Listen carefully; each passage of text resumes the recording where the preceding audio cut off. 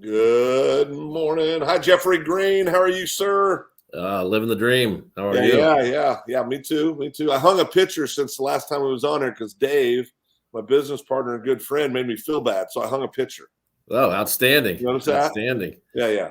So Progress. oh, are you kidding me? I'll be in magazines within a I week. know. It's like home. Have your own, what's the Well, home channel yeah, I've show? always wanted to be a designer. Right. I'm not very good at it, but yeah, I can throw some stuff up there. No, hey, we want to welcome everybody for joining us, and we appreciate you joining us again for the weekly Facebook Live with SafeDefend. Jeff, I think one of the things we always talk about is, or people ask us, your staff, people that talk to me because they know that we work with you guys, and they're just asking, hey, who's this SafeDefend company? What do they do? I say, well, they deal with active shooter, they deal with just safety issues inside schools, businesses, so walk us through today. Kind of what is something like? What do you do when you find yourself like in a lockdown situation at school? Yeah. What does that look like? Really, it depends on the situation. Yorktown recently, they locked down as a preemptive measure. A lot of times we've locked down because there's actually a threat or something, some sort of violence actually taking place within the school. Yeah. Maybe a little historical perspective might be good. Yeah. Lockdowns really started in the 70s in California, mainly Los Angeles. And they were in response to drive-by shootings. They were having a lot of schools that were the recipients of just drive-by shootings, either at students or even just at the school in general. And so they were looking for a method to pull everybody in, have some sort of terminology that everybody would understand, to be able to secure that building, keep kids from being outside, and try to protect them that way. Well, searching for an answer as school shootings really evolved, we started levitating and gravitating towards that term lockdown, which really may not apply to whatever that situation is. So in the case of Yorktown recently, that was an appropriate response to have a lockdown, get everybody secure because there was a potential threat in the area. But if the threat's already inside, lockdown's really not the appropriate measure or approach we should be taking. So, well, that's what I was going to say. We always talk about, most shootings are from people that are supposed to be in the building. Absolutely. And you really don't want to lock that building down. Now, you do want to secure, you want to secure your classrooms. You want to secure people as best you can, but you don't want your perimeter locked down. You want to have easy access for law enforcement when they arrive. The bad guy's already inside the building. You don't want to create any barriers of entry for the guys that can come and gals that can come and help take care of the situation. So we've really made lockdown such a broad term, but it really has a very specific purpose. And there is a role, like we saw with the Yorktown situation, where they did secure everybody, and that was the perfect application for that. But really doesn't apply in the scenario when the perpetrator's already inside the building and or the violence has already taken place. Hey, one thing too, Jeffy, I was talking to an old buddy. I'm an old military guy, as you know, and Dave's a retired colonel from the military. And so we talk a lot about tactics and strategies and everything. You know this because we're the geeks that'll say things in business meetings like we got to have a battle rhythm. And then we realize, everybody's probably thinking, okay, guys, you're no longer in the service. But anyway, Roger that. But one of the things that just a guy that knows a little bit about tactics and strategy in that world is, what do you do? So many schools are outside, right? They'll be at a practice field, or they'll be, bands going big parking lots and practice marching. A lot of times, bills in Kansas, Oklahoma, all over the country, you got VOAG programs. There might be a little different, situation than in a detached building. What do we do? How do we handle that? What's the best way for people to be mindful of that? And how do we react if, God forbid, something happens in one of those scenarios? Just like the military and law enforcement, communication is key, correct? Being able to have those channels of communication, be able to rapidly notify the buildings, whether they're, you have a multi-building campus, you don't want kids to be transitioning into harm's way, being able to secure that entire facility is critical. And that really comes down to, what is your capacity to notify everybody quickly and give them the information they need to lock down. If you're relying on having someone at the front desk make an announcement to get everybody locked down, well, they may or may not be available. And so now you've really pulled out your main source of communication, and now that's when really the chaos ensues. So having that ability to globally notify that facility, that multi-building campus, get them all on the same page just within seconds, that's critical, and that's what SafeDefend does. So how do you teach them at SafeDefend, brother? Walk me through. So let's say they're at the practice field. You get a call inside the building and say there is a gentleman up here with a weapon, right? I'm just creating this. Sure. What do you teach them to do with your trainings at SafeDefend? What are you telling your schools? What's the detailed each step they do? Well, and the nice thing about SafeDefend is it's a multi-notification scenario, correct? Right. So, right. We have siren strobes, a voice module, which can give detailed information, as well as a text and email alert. So we're not reliant upon one person saying, "Hey, right. something's bad's going down here." The great thing, especially if you are, a PE class or out at recess, you're in the best position possible, assuming that the perpetrator's inside. And at that point, you really should exit the area altogether. Most schools have set up, some local church, a business, somewhere where they can go, start heading that direction, get out of the environment altogether. You don't want to be, on the premise when law enforcement shows up and be, a hindrance to them. You want to get you and your kids to safety. If you're outside that environment, you're in the best position possible. But that notification is key, so you don't end up bringing your kids back into a hostile environment when that could have been prevented altogether. So, getting that information to them, but then getting them out of the area altogether is absolutely the best plan. Yeah, we always talk about, here recently, Doug and I have been talking a lot, Jeff, about with fire. We've got that down. It's late 50s since. Thank God it's the late 50s since we've had a death due to fire in a public school or in a school building of any kind, I believe. And yep, I believe that's right, right? 58, 57, Absolutely. 58. 58, 59. Yep. Yeah. So we've done a good job there, right, of suppression, of drilling, of practicing, so we've done a great job. So how do we take that to, unfortunately, in 2022, see, this reality? Maybe it's because we talk about it more. Maybe it's because it's more readily available and we see it more because news is everywhere. I don't know the reason. Maybe it truly is more violent than it used to be. I don't know. I've never done a study. I don't know. Okay, you probably know, but how do we get the leaders inside our schools, our school boards, private business? How do we get these people to understand the severity and the seriousness of the reality that our employees and our students in schools case, or employees and the bosses in a private sector, how do we get them to treat preparation and prevention like we have, let's say, fire, where we've had great success with fire? Absolutely. As you alluded to, all those things that we implemented for the fire, the suppression, the notification, the alarms, that's made a difference. How we build our buildings, how we've constructed our buildings. It's absolutely made a difference, and we can see that every day. But we don't have just a one-layer solution for a violent event in the building. So, but similar to the fire alarm, you need that notification. You need that ability to notify. You need that ability for teachers to have options to manage that crisis until law enforcement gets there. We need to be able to cut down law enforcement response time. So taking that proactive approach like we did for fire is critical for an active shooter, which is, staff are 60 times more likely to experience a violent event in a school than they ever are a fire throughout their teaching careers. 60 times. That's crazy. So, and then to your point about, how do we really raise that awareness? I don't know if there's anything directly we need to do.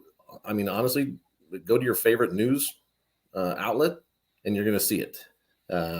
We have had 24 school shootings in 2021 alone. We have already had 8 in 2022. That's unbelievable. So, yeah, since August, we've lost 6 students, 2 staff members, and have 34 people injured just since August alone. And I think we're in the midst of this is my terminology. I don't have any research to back this up. This is purely anecdotal, but I think we're in the midst of a mental health crisis, and I think a lot of that is related directly to the COVID lockdowns, the lack of socialization that we put our kids in, and it was for the we can argue this, but for the most part, I think it was done at least early on with the best intentions. Yeah, I don't think anybody. Yeah, they get really good with best. And so, but now we're facing those unintended consequences. Right. We pulled away a lot of support networks that students were getting into schools, the social service support, the counselor support, the mental health support. Many students went full year and some of them more without really being able to access those types of resources. And again, this is anecdotal. I don't have any specific research to say this, but we are seeing just by the news reports alone a substantial increase in the amount of violence that's taking place at the school level now. Yeah. And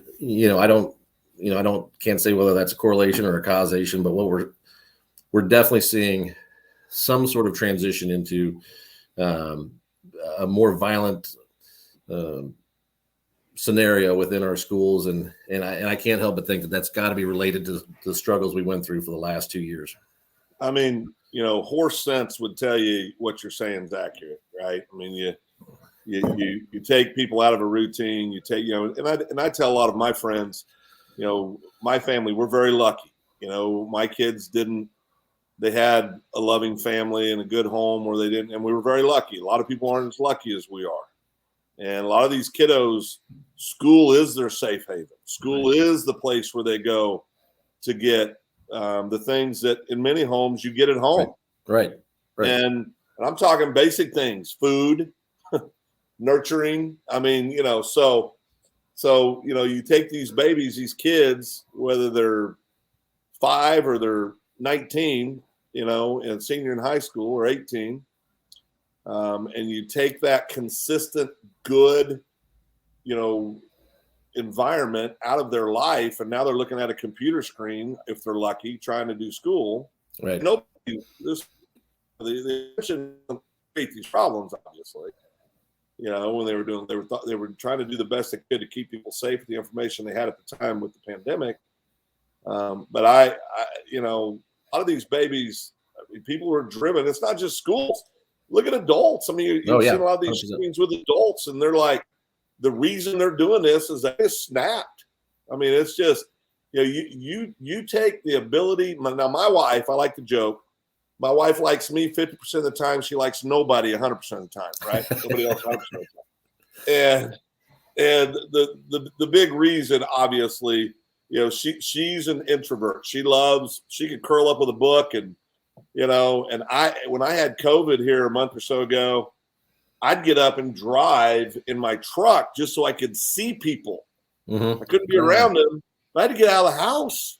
Yeah. So you take somebody like me that's got to have human interaction, dude.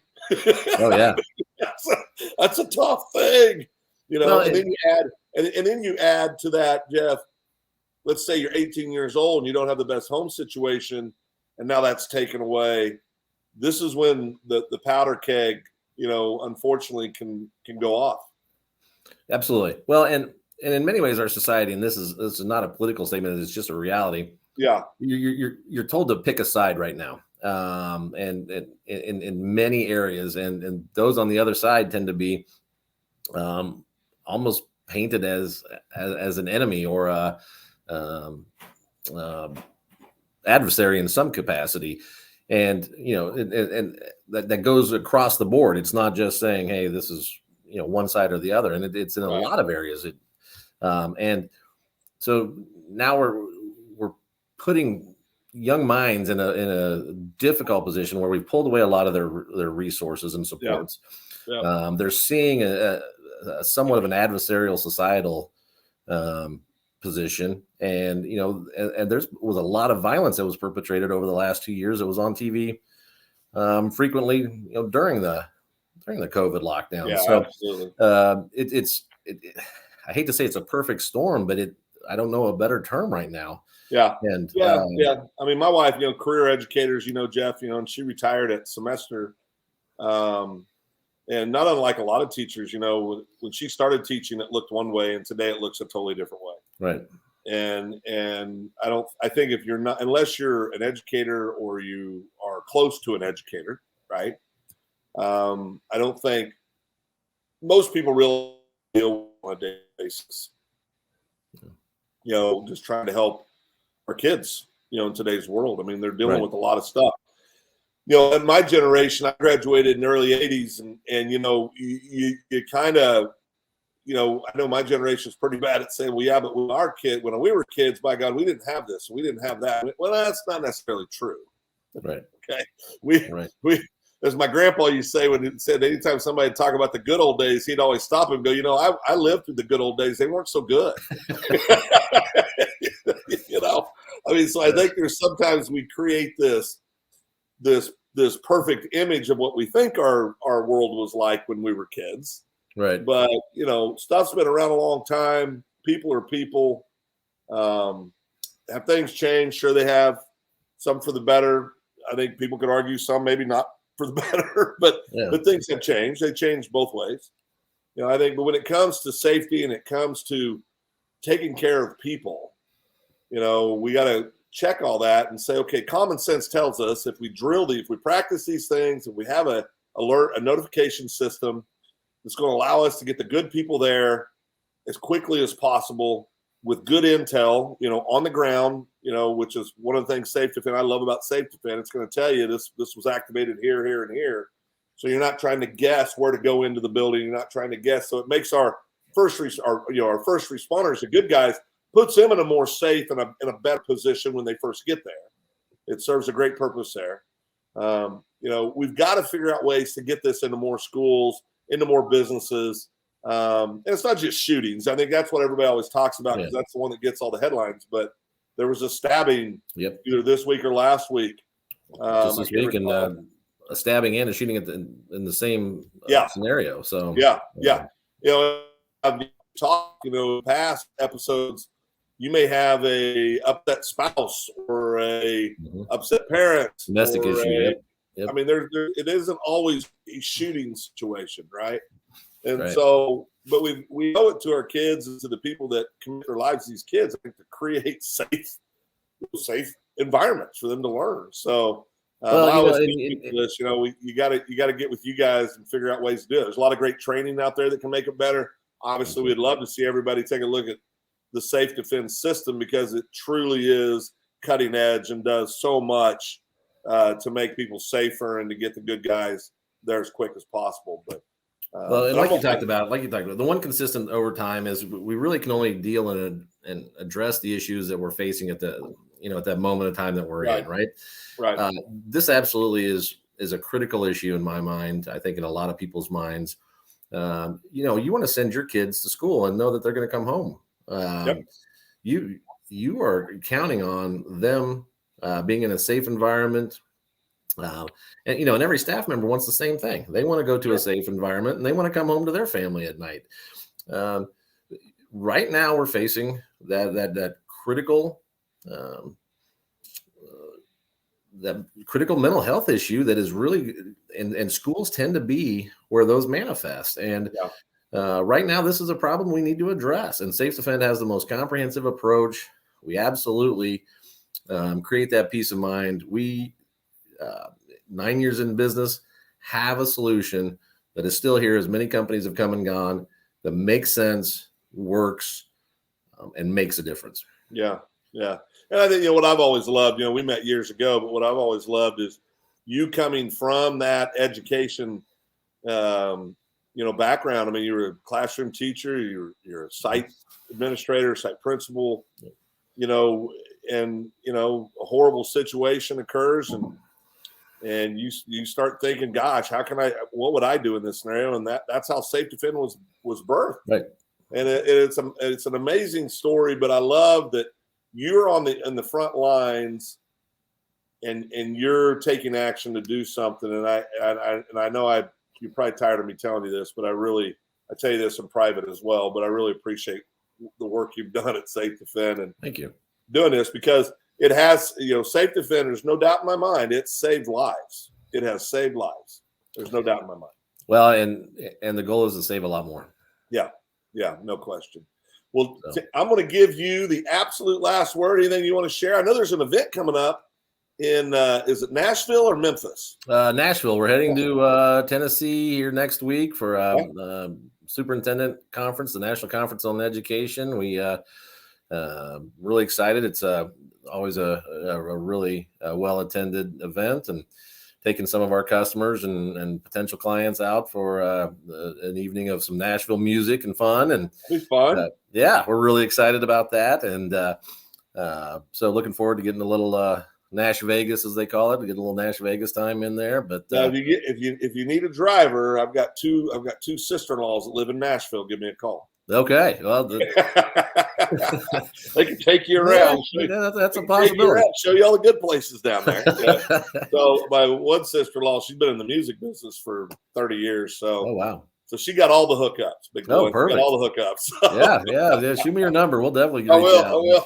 Hey Jeff, I appreciate you. February is incredibly busy for us. We're wrapping up one huge install or upgrade, and we've got several more on the books, and we've got conferences, and it's been crazy 2022, but we're excited about it, and would love to get some more people on board. So, we were talking about it earlier this week. We were doing our call with the team and talking about 2022, 2021, 2022, and forward. And it is exciting because you can see more and more places are saying, okay, we need to address this issue. Right. And SafeDefend consistently is being, that provider of choice to make places safer. And at the end of the day, that's your mission is to send people home the same condition they got there in, whether it's a school or if it's a private business, it doesn't matter. We want to help get family members home to family members and create a great environment when they're there. So, Jeff, Absolutely. Again, we appreciate everything you guys do. Thank you. If anybody has any questions, just fire an email to info@safedefend.com. Yep. Give them a call. Just Google them, safedefend.com. They'd love to have website, a lot of great training programs too to help just day-to-day stuff. So we appreciate it, Jeff. We'll talk to you soon. Sounds great. Thanks, brother. You bet. Take care.